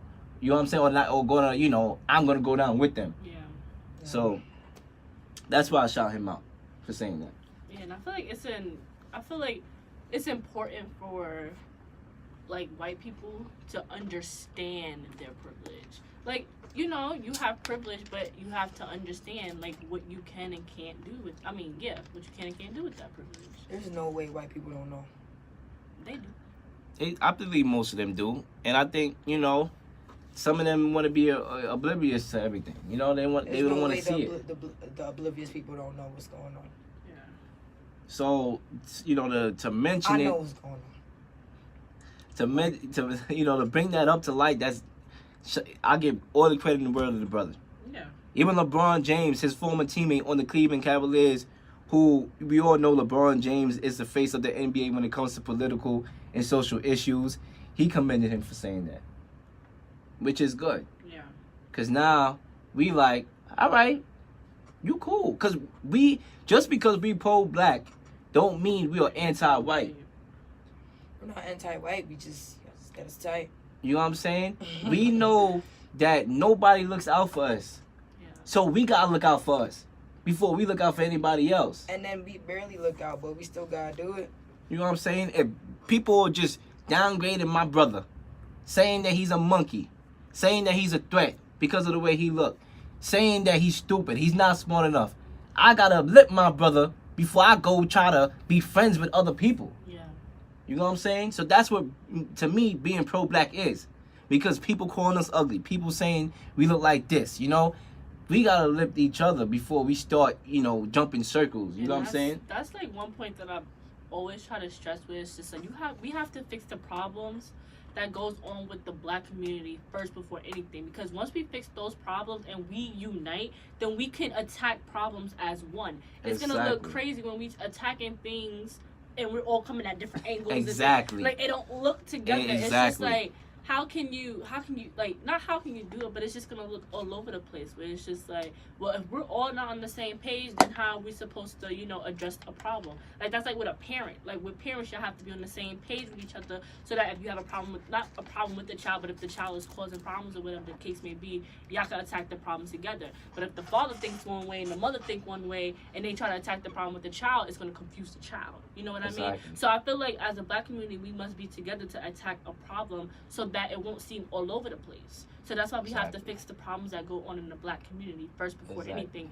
And that means sticking together and loving each other. Exactly. I was gonna say, how do we fix it? I feel like love, honestly, I think love fixes everything. I mean, there's a lot. It's not gonna be easy. There's a lot of fixing to do. It's a lot. So that's what I'm thinking. I'm like, yo, from like, what we in 2019? But it can be done. When did slavery? It can be done. Or when did it start? From whenever slavery started to when it stopped to now. Yeah. You gotta fix all of that. You gotta fix all of that. Like some people said, like one of my professors said that it's gonna, like, since slavery happened 400 years ago, it's gonna take 400 years to fix But it. I thought this year was the year of the 400. This is the 400, yeah. Oh, this is the 400? Yeah, this is the 400, yeah. Well, from this year on, it needs to Well, start getting technically, fixed. if you want to get real biblical, God's supposed to be coming back this year. All right? So, if we want to get real biblical. To be honest, I would not be surprised if it came back this year because this world is going nuts. Yeah. Nuts. But this brings us, you know, to how sports is important. Because sports is that voice. Yeah. You know, and to have a guy like Kyle Korver coming out, now other white Caucasian people can be like, wow, yeah, that is true. I do have a privilege. Yeah. You know? And I understand it. And now I could help somebody along the way. Because you help one person could help a lot of people by you helping that one person. Yeah. You know what I'm saying? So that's why I wanted to shed light on these issues, because it is a fact. Like, it is all these things all tying together between live, sports, and all everything. Yeah. You know what I'm saying? But 607-753-4819 is the request line. Once again, 607-753-4819 is the request line. You are tuning into the Real Leel Show. And when I come back from this very short commercial break, I'm going to finish things off, going, you know, talking a little bit more sports. The Nets making the playoffs. The national championship is just underway. I got to get into Paul Pierce comments on D-Wade. Ladies and gentlemen, don't go nowhere. Tune into the Real Leel Show. Commercial we go. We out.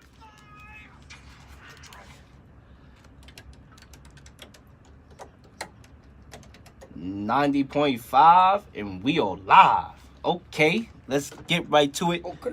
The Real Leel Show. It's time to run through some sports real quick as we are approaching the end of the show. The national championship game just got underway. The NCAA. You got the Texas Tech Raiders who are playing the Virginia Cavaliers, and right now it is all knotted up at 21 apiece. Quarter number one, half number one, should I say? 6 minutes left to go in the game. I already said this is going to be a tight game. These are the two teams that I picked to be in the championship game a couple episodes ago in the huddle. I predicted it. Why? Because, when you know sports, my friends. I mean, let's look at the Final Four real quick. Just a little recap. Auburn had its chances of playing in this game. They should have beat Virginia. They were up by 4 points with, I believe it was 12 seconds left to go in the game. If you up by 4 with 12 seconds left to go, it's a no-no. You got to win the game. Obviously, a couple questionable calls. You could have called a double dribble, which the referees went Stevie Wonder for a minute, couldn't see. You got to be up. You cannot miss those calls. And Auburn, you cannot blame the referees at all. You were up by 4 with 12 seconds left to go. You lost. You fouled the guy on the three-point line, and he was able to make 3 shots and win the game in dramatic fashion. But you had to run. You know, you wasn't predicted to go there. And anybody that say they predict you how to get that far is a daggone liar. All right? So, congratulations for getting that far. I know you made Charles Barkley hype. So, for the longest. But I think Texas Tech is going to win it all. I predicted them to win this game right now simply because if you look at their resume, they beat a lot of good teams. Michigan, who I predicted to get in the Final Four, they obliterated them. I mean, just blew them out. Just demolished them. And then they beat Gonzaga the way how they did. I mean, their resume and their body of work, their defense, obviously Virginia, we all know, got good defense. But just Texas Tech body of work is why I think they were gonna win it all when it's all said and done. And right now they up by 2, 23-21. So right now it's looking good for the real deal prediction right now, unless we get a contradiction, which means Virginia will win the game. But I don't think that's gonna happen. But if they do, credit goes to them whether or not they win or they lose. Why? Because what happened last year? Virginia was the number 1 seed. Then they get bumped by, I believe it was North Dakota State, who was ranked number 16 in the first round, to start off this year in the tournament being down in similar fashion, but they was able to pull it out and get this far. Credit goes to Virginia, because it takes perseverance to know how you could go from down to going up, because we all go through it in life, and they went through it on the court.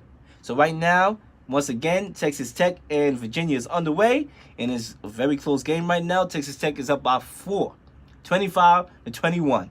So we're going to get you caught up with that as time goes on. Now it's time for me to move on to my next topic as we are trying to wrap things up here. The Nets. Brooklyn officially makes the playoffs after defeating the Indiana Pacers on the road 108-96 yesterday. I mean, shout out goes to the Nets right now. I'm happy.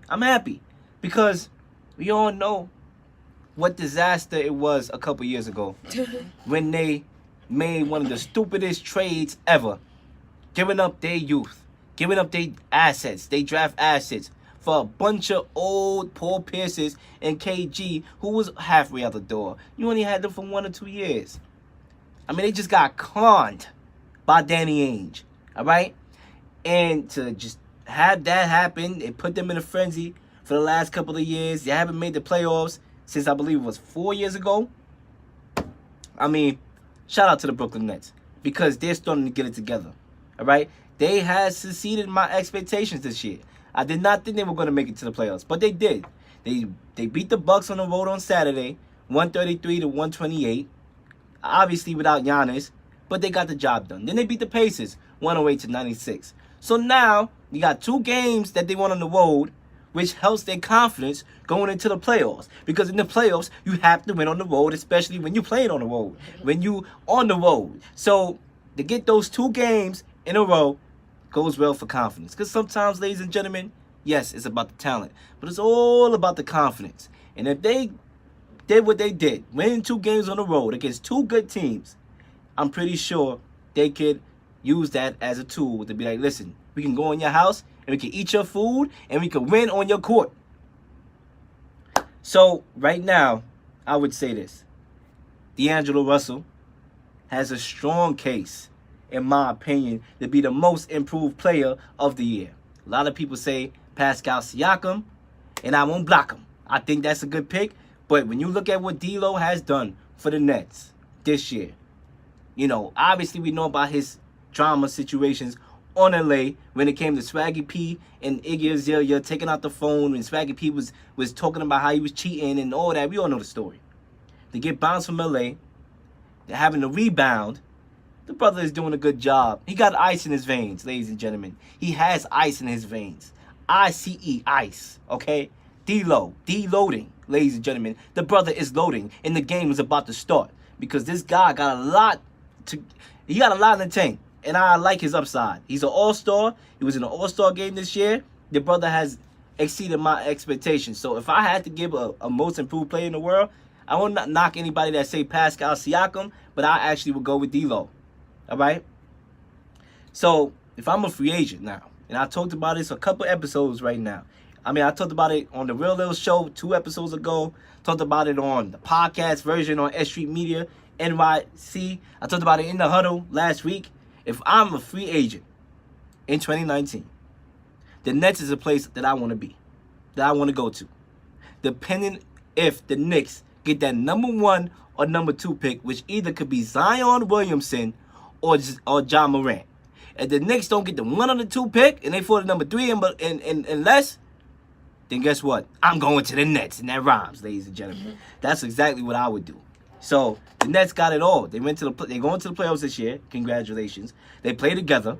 Yeah, they don't got the fancy names, the LeBrons, the Embiids and Deeds, the Kawhi. You know, they don't got those Giannis. They don't got those big names, but they play together. They got heart. They know how to play together. The chemistry is flowing. And I'm not even talking about the subject. We're on a different subject. We're talking about the chemistry on the court. And they got it. So that's why they're in the playoffs. And if I'm a free agent, I like that. And I believe Kyrie Irving is seeing that, and he likes that. He likes that. He likes to see teams play together. You know, teammates loving to play together. On top of that, you don't got to deal with the media conglomerate that you would have to deal with when you play in MSG. You buy yourself a hot dog. Why are you buying yourself a hot dog for? The media, the paparazzi, whatever the hell you want to call them, the fans. They're going to be all up on you. So why not go to the Nets? Right? Because right now they're in a better position than the New York Knicks. Unless the Knicks get the 1st or the 2nd pick. Because if they get Zion, they say one thing. All things ends in Zion. So, ladies and gentlemen, the Nets is doing good. And I'm proud of them. Who's on the Nets right now? D'Lo, there's a lot of players. A lot of not known, known players. You got players named Spencer Dinwiddie and Jared Dudley, but they play together. And they sound young. They're young. Yeah, definitely. They're one of the youngest rosters in the NBA. That's why I'm exactly, proud of them. Yeah. So they're doing their thing. They play Miami on Wednesday. It's going to be Dwayne Wade's last game in the NBA. So that's going to be a game to watch. Why? Because the Nets want to win the game. Because, yes, they are in the playoffs, but this game matters for the seeding-wise. Because if they lose, they could drop to the number 7 or 8 seed, which they will have to play the 2 best teams in the East, which is the Bucks and the Raptors. So if they win this game, then you get Philly, which is a good team, but I like my chances in Philly. So they want to win this game. But it is D-Wade's last game, and I'm expecting D-Wade to go off. Yeah. 20 points, 30 points probably. 40. Maybe 40. Maybe he have himself a Kobe night. I was going to say Kobe He had 62 points in his final game. I don't know where the hell that came from. Did they even win? Or 60 points. Yeah, they won that game. Yep. So, ladies and gentlemen, the NBA playoffs is around the corner, ladies and gentlemen. And to be exact, it's this Saturday. And I'm going to have a special in the huddle, NBA special, where I'm going to dive into all the matchups, all the seedings, everything that's going on, the matchups on Saturday and Sunday. I'm going to dive into all that on Thursday in the huddle. But before I end this show, there's a couple more things I want to discuss, which is Paul Pierce's comments on Dwayne Wade. So if you was watching the NBA Countdown on Friday, when the Pacers and the Celtics played each other, Paul Pierce said, and I quote, "I had a better career than Dwayne Wade." Ladies and gentlemen, Paul Pierce did not have a better career than Dwayne Wade. All right? Dwayne Wade was a top 10 player for the majority of his career.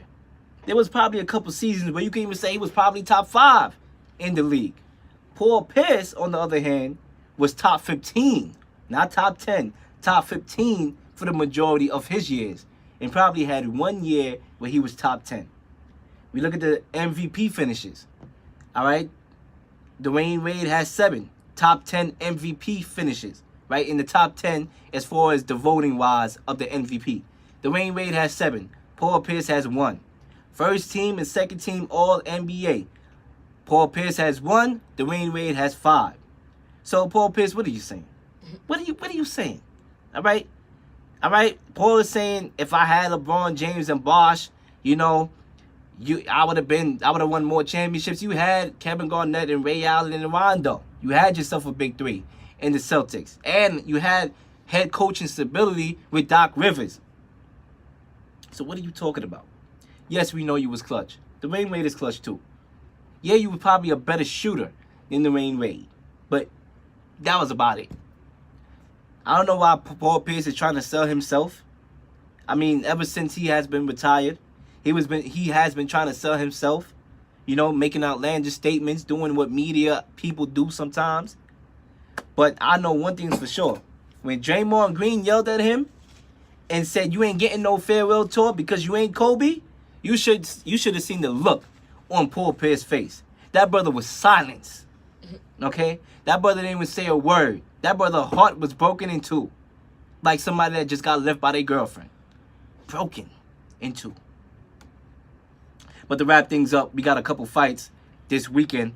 Lomachenko was set to fight on Friday on ESPN, Top Rank in New York against Anthony Crolla. Crolla is from the UK. I've heard of him before. It's gonna be a butt whooping. I'm gonna just tell you that right now. It's about to be a butt whooping. Lomachenko, in my opinion, is one of the best, if not the best, pound for pound fighters in the world, and a lot of people know that. All right, technically, he's just a technical boxer. The way how his art is in boxing, he's just technically wise. He's just great, right? He's a heavy favorite to win this match. And like I said, it's gonna be a butt whooping, kind of like the butt whooping that I got in the 6th grade when I lied to my parents and got suspended. Okay, that was a whooping that I'll never forget. And Anthony Crolla, you about to get the whooping you ain't never gonna forget. Yeah, first of all, this is his first time coming to the States to fight. That's a disadvantage in itself. And what Lomachenko basically got to do for y'all boxing fans who tune into my show, what he has to do is make sure he just doesn't get caught like how he did against Linares. When he got caught with a right jab, I believe it was his 6th round, when he got caught in surprise. Yeah, he jumped up, dusted off, dust your shoulder, you know, hey. But, you know, he don't want that to happen, right? You don't want that, obviously. So that's one thing he need to make sure he don't get caught lagging. But I do believe he's going to bring them tornado rounds. We saw it against this guy. His last fight, I forgot this dude's name. It's not coming to me right now. But his last fight, it was a couple rounds in that fight where he had those what I call tornado rounds, where the brother let his hands go. And his hands was like a tornado coming at the brother. So when he has those rounds, he's the best pound for pound fighter in the world. When he has those tornado rounds where he let his hands go. When he gives you a boxing lesson to remember. Embarrassing you in front of your family. Listen, ladies and gentlemen. Lomachenko's going to get this brother with some nice body shots. That's what I'm predicting. All you got to do is go to the body. And that's it. That's it. Anyways, I want to see Lomachenko versus Mikey Garcia. I think that's a better fight. I think Mikey Garcia should have fought Lomachenko instead of just jumping all the way up to fight Errol Spence Jr. and get a butt whooping like how he got. You know, I credit his heart. Because sometimes you got to have the heart. You know? But at the same time, you have to be realistic. And I would have loved to see Lomachenko and Mikey Garcia. And hopefully we'll still get that. So like I said, this Saturday, a lot of stuff is going on in sports. You have the fight. You have UFC, for y'all UFC fans.